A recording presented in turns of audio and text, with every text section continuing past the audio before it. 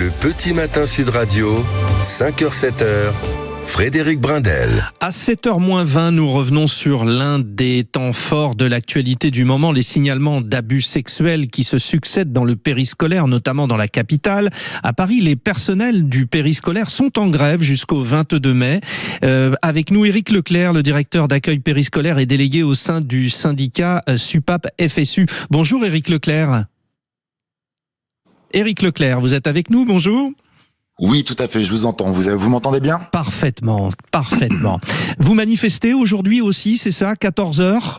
Ouais. Tout à fait, nous manifestons aujourd'hui de l'Arsenal jusqu'à l'hôtel de ville pour faire porter nos revendications et puis ce climat très anxiogène que nous vivons actuellement dans le périscolaire parisien.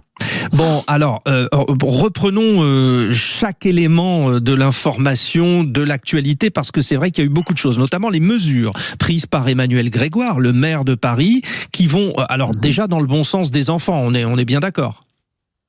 Alors effectivement, la bonne nouvelle, c'est qu'aujourd'hui on entend et on écoute la parole de l'enfant, et ça on ne peut absolument pas le contester, c'est très bien.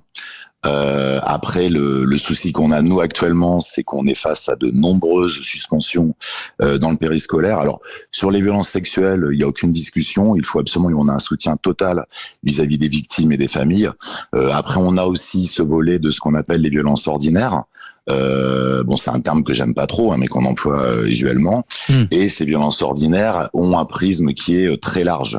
Oui, ce sont des remises à l'ordre, quoi. Voilà, c'est cela. C'est ça. Ouais. Alors le souci, si vous voulez, c'est qu'on peut-être faire autrement que de suspendre automatiquement les agents et aller sur des actes de formation, de recadrage.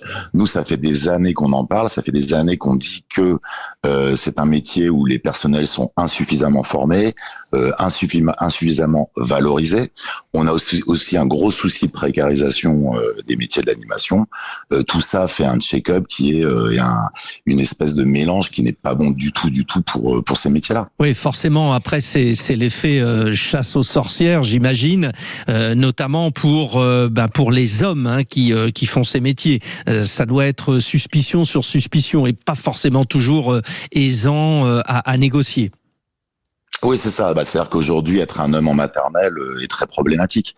Moi, j'ai un animateur récemment qui m'a appelé et qui m'expliquait que il était dans une école maternelle, que ses 2 collègues hommes avaient été suspendus et qu'il voulait sortir immédiatement de l'école. Donc, on l'a transféré sur une école élémentaire. Vous noterez d'ailleurs qu'il y a beaucoup plus de suspensions en maternelle qu'en élémentaire. Donc voilà, il y a un vrai problème pour les hommes dans ces métiers.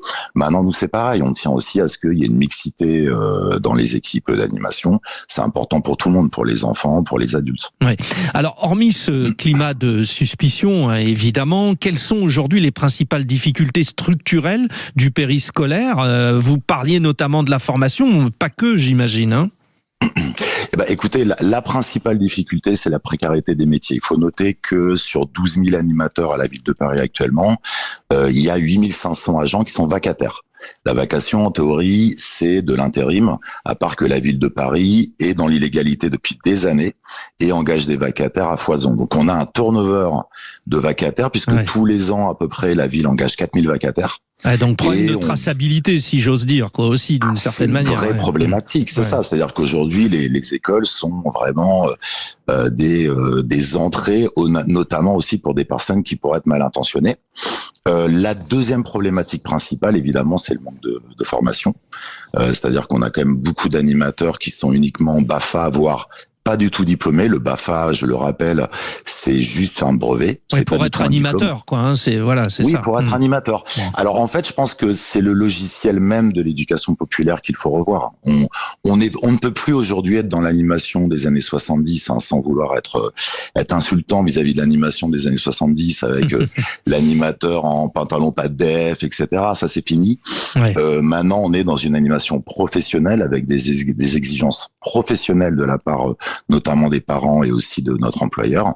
Donc on se doit d'être à la hauteur en termes de formation. Bon. Et puis il y a aussi tout simplement le non-remplacement des absents, avec donc du coup des sous-encadrements, des grosses difficultés sur le terrain en termes de conditions de travail. Bon, évidemment, tout cela, ce sont les revendications que vous ferez entendre encore aujourd'hui. Je le rappelle, manifestation à 14h. Vous êtes, j'imagine aussi, en dialogue permanent avec la mairie de Paris. Je parlais de Paris, mais ce n'est pas un problème uniquement lié à la capitale. Hein. Vous avez les échos du reste de la France, forcément. Évidemment, évidemment. C'est-à-dire que c'est pour ça que je vous dis que c'est vraiment un logiciel de l'éducation populaire qu'il faut intégralement revoir. Toute la France est concernée par ce souci. Alors après, vous le savez bien, c'est les communes qui gèrent le périscolaire. On voit que certaines communes qui ont fait un vrai choix fort de mettre des moyens dans le périscolaire, notamment en termes justement de déprécarisation, mais aussi en termes de formation et de temps de préparation des équipes, ont des résultats. Malheureusement, ces communes sont un petit peu trop à la marge. Et puis j'ai envie d'étendre aussi ce débat, alors sans faire vraiment de politique, mais un petit peu quand même. J'ai envie d'étendre ce débat de toute façon déjà à l'éducation dans notre pays. Qu'est-ce qu'on attend aujourd'hui? On voit d'ailleurs que l'éducation nationale essaie de fermer des classes à tout va. Qu'est-ce qu'on attend aujourd'hui? Ça rejoint effectivement ce problème plus large au niveau de l'éducation nationale. Bon, merci en tout cas, c'était très très clair et on comprend bien les problématiques. Éric Leclerc, directeur d'accueil périscolaire et délégué au sein du syndicat SUPAP-FSU.